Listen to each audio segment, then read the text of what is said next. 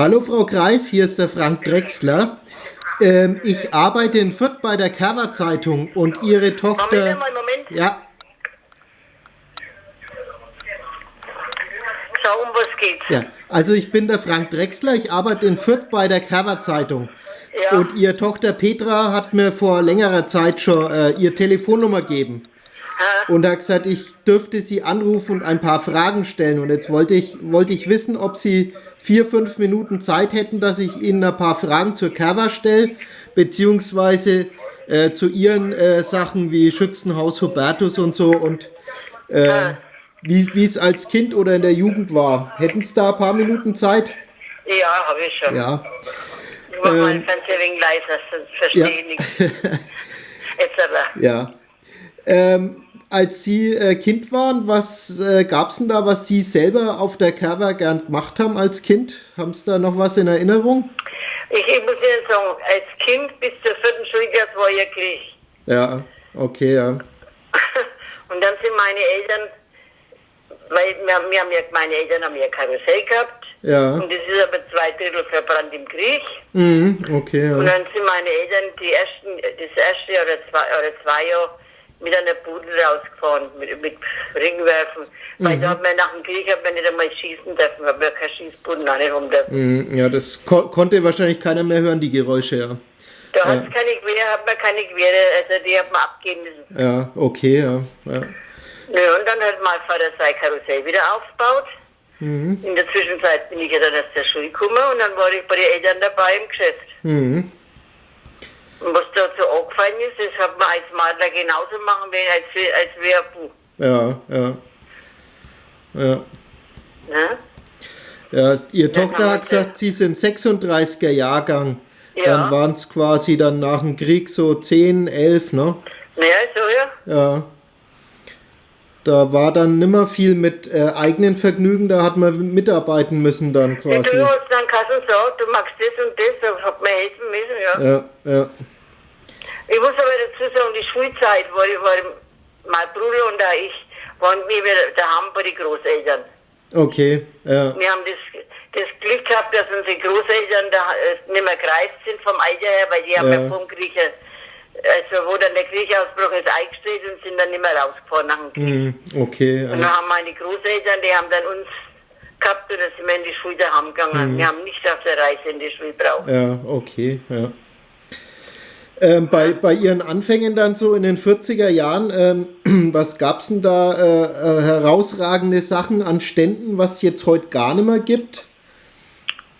Also ich kann das eigentlich, wisst ihr jetzt gar nicht, was es da gegeben hat. Also ich habe gedacht, So. vielleicht irgendwas Besonderes, wo Sie sagen, das So gleich nach dem Krieg, ja, war wahrscheinlich dann eher einfachere Anfänge, wo man jetzt gar nicht... ja. Gab es schon ein Riesenrad nach dem Krieg dann? Ja, der Riesenrad, das waren ja die von Fürth, die Michael jetzt Trellischek, Ja, gut. die waren ja, die sind ja auch Förder, die waren genauso da wie jetzt, da waren, für den Fürth waren 6 Schausteller, das sind ja jetzt auch noch 4 Schausteller. Ja, die Dölitscheks sind ja auch immer noch in der Gegend, genau. Ja, Naja, die Frau Trellischek, die Seniorchefin, also wo jetzt ja. meine Generation, die ist ja eine geworden Michel und die haben das Riesenrad gehabt. Ah, okay, ja. Ne, also und die hat halt geheiratet und wenn man heiratet, hat man einen anderen Namen. Ja, da haben Sie recht, ja. Oder man kann den Mädchennamen behalten, das ist das Nächste. Ja. Das ist Naja, halt das ist anders. eher ein bisschen modern, das macht man vielleicht heutzutage, da gibt es dann Ehepaare, die unterschiedliche Nachnamen haben. Ja, das ist zum Teil auch geschäftsbedingt. Ja. Ne, schau Also- es, meine Tochter, die Petra, hat ja auch ihren Mädchennamen Ja. mit behalten. Ja, die heißt Kreis Hoffmann, ne? Die hat Kreis quasi Hoffmann. euren Namen und den vom Mann. Genau. Genauso, Ja. weil wir auf die ganzen Plätze, wo wir daheim sind, wo sie schon als Mädchen mit dabei war sie ja unter Kreis bekannt. Ja, okay, ja. Dann ist es natürlich sinnvoll, wenn man den Namen behält. Ja, also, ne, weil das ist halt ja so. Ja. Dann Das haben ist halt Sie, alles möglich. ja, heute geht alles, ja. Dann haben Sie quasi nahtlos nach der Schule angefangen zu arbeiten und dann, Ich war im elterlichen im Geschäft dabei. Der Vater hat mich beschäftigt, ich war genauso angemeldet wie ein Arbeiter und ja. Und wann haben Sie ungefähr aufgehört? Ich habe aufgehört, warten Sie mal, ganz aufgehört, 65 wurde ich alt. Ja. Ja. Reicht ja dann auch irgendwann. Naja, wie gesagt, aufgehört, Anführungszeichen, weil wir war dann, mein Mann und ich, die mit der Tochter schon ein wenig mitgeholfen. Ja. Wenn es brennt hat, wenn sie einen braucht haben, waren wir schon da. Da haben sie dann auch gewusst, an wen man sich wenden muss, wenn es brennt, ne? Naja, es ist ja so, in der Familie hilft man halt ja zusammen. Ja. Waren Sie dann am Ammerndorfer oder eher Schützenhaus oder haben Sie alles gemacht? Nein, ich war überall. Überall. Die letzten Jahre habe ich dann für die Belegschaft daheim in der Wohnung gekocht und habe das Essen reingefahren auf die Kerber, weil in der keine Wohnung ja nicht drin war. Ach so, keine Möglichkeit. Ja. Beziehungsweise der Wohnung so weit weg, dass das so unmöglich ist, dass man da in Wohnung essen tut und machen tut. Ja. Na, habe ich halt, möchte sagen, bis jetzt 5 Jahre das Essen daheim gekocht und habe es reingefahren und dann habe ich mich hingestellt an der Friedrichstraße am Eck und habe gesagt, Essen ist da und dann haben sie meine Essenskorb geholt. Sehr schön, ja. Naja, was wollten wir machen? Ja. Aber mittlerweile, ich kann nicht mehr, ich werde jetzt 84, das schaffe ich nicht mehr.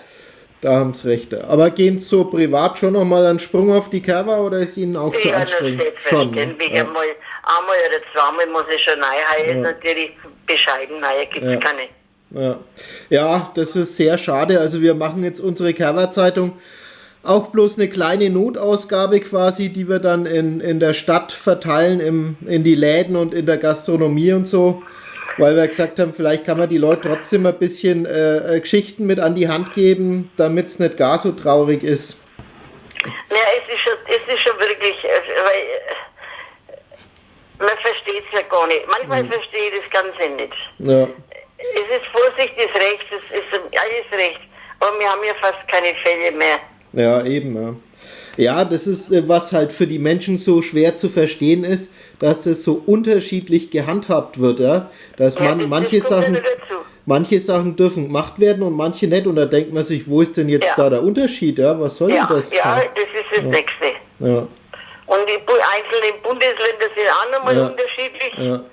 Ja, das ist schon ein großes Wirrwarr. Ja. Ich hoffe, dass sich das alles wieder ein bisschen glättet und besser wird, ja.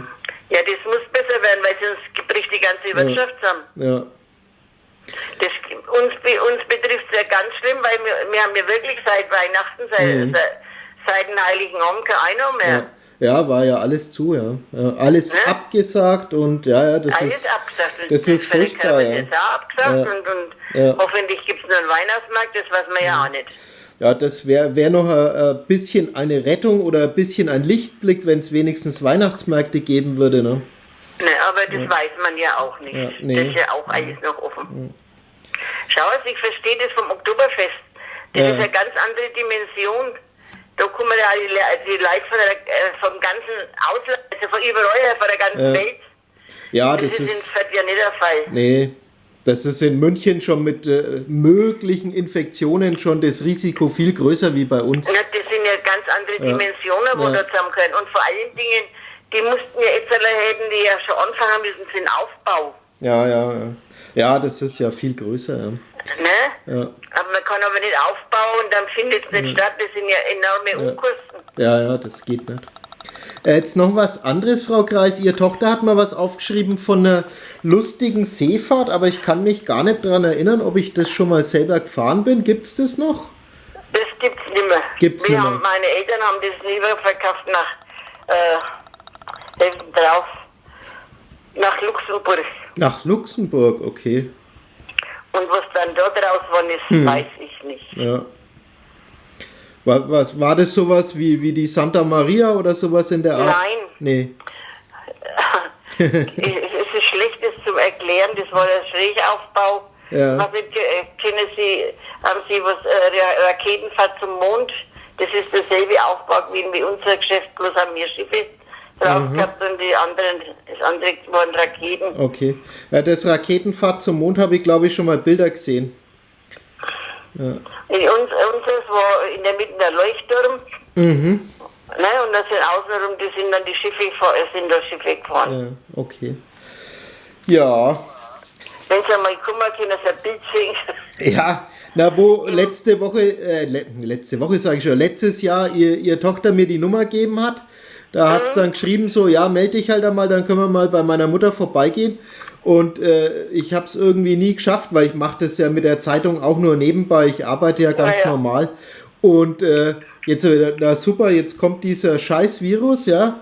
Jetzt kann man es ja nur noch telefonisch machen. Also. Schau es, meine Großeltern die haben ja so Pferdekarussell gehabt, Etagenkarussell, unten und oben. Mhm, schön. Na, das Doppelkarussell hat man gehabt, das Kassen. Ja. Doppelkarussell, ja. Das sieht man auch nur noch ganz selten, ja. Na, jetzt will ich was schön sagen. Warum? Weil die Kinder da nicht mehr drauf wollen. Die Kinder wollen nicht mehr, die Kinder, die wollen nicht einmal, die wollen auf ein Karussell, wo sie was rührt. Ja. Wobei meine Nichte ist, die ist jetzt auch schon 12, die fährt nimmer in den Oldtimern, aber die ist lang noch in den Oldtimern gefahren. Naja, aber das glaube ich schon, mittlerweile ist dann aus dem Alter draußen, jetzt bist du ein anderes Karussell. Ja, jetzt will die so Dinger fahren, wo ich nicht mehr mitfahren möchte. Das glaube ich Ihnen. Ja, weil da wird es mir dann schlecht. Die Oldtimer gehen, da fährt man schön gemütlich vor sich hin. Naja, freilich, ja. Aber da wollen die in dem Alter nicht mehr, nein, das ist mir verständlich. Ja. Das ist ja schade, es gibt ja auch in der Kasperler-Theater, das gibt es ja nicht mehr, weil die Kinder ja nicht mehr neu sind. Ja. Wenn dann ins Kasperler gegangen sind, dann sind die Großeltern mit ihren Enkelin neu, weil die Großeltern von der Kinderzeit her das in Erinnerung haben. Ja. Ja, das hat mir der Volker Heißmann von der Komödie in Fürth, der hat erzählt, dass wenn seine große Schwester, wenn die sich mit ihrem Freund getroffen hat, so ein wenig zum Rumknutschen, dann haben sie den kleinen Volker Heißmann ins Kasperle-Theater gesetzt dabei. Und wenn die Vorstellung aus war, haben sie ihn dann wieder abgeholt. Naja. Dann hat die große Schwester wegen ihr Ruhe gehabt. Naja. Ja gut, Frau Kreis, ich halte Sie nicht länger auf. Leider, diese Geschäfte gibt es halt leider nicht mehr. Ja, das ist sehr schade, ja. Das finden Sie vielleicht einmal irgendwo, wo Nostalgie wieder aufgebaut wird. Ja. Naja. Ja. Frau Kreis, ich danke Ihnen vielmals für das Gespräch und wenn die Lage entspannter wird, dann kommen wir von der Zeitung vielleicht mal vorbei zum Foto anschauen. Das Bild vom Karussell von meinen Eltern, das ist auch im Bierausschank drin abgebildet und da stehen immer in Fördern, der Förderkerber vor der Kirche. Ja.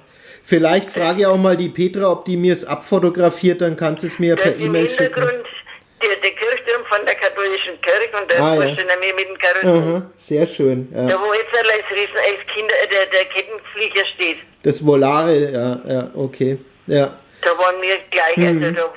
Okay, ne? Sehr schön. 61. Ja, Wahnsinn, ja. Glaube ich, waren wir da das letzte Mal gestanden. Ja. Also wenn wir den Artikel zusammen haben, dann schicke ich ihn der Petra mal zum Gegenlesen. Die kann es Ihnen dann ja zeigen, weil der schicke ich dann eine E-Mail oder so. Na? Dann können Sie nochmal drauf schauen. Ja. Alles klar, dann danke ich Ihnen vielmals und bleiben Sie vor allem gesund. Bleiben Sie gesund und... dass uns der Virus nicht doch nicht erwischt. Genau, ja. Also alles Gute, Frau Kreis, ne? Vielen Dank. Ja, danke. Ja, ade. Wiederhören. Ade.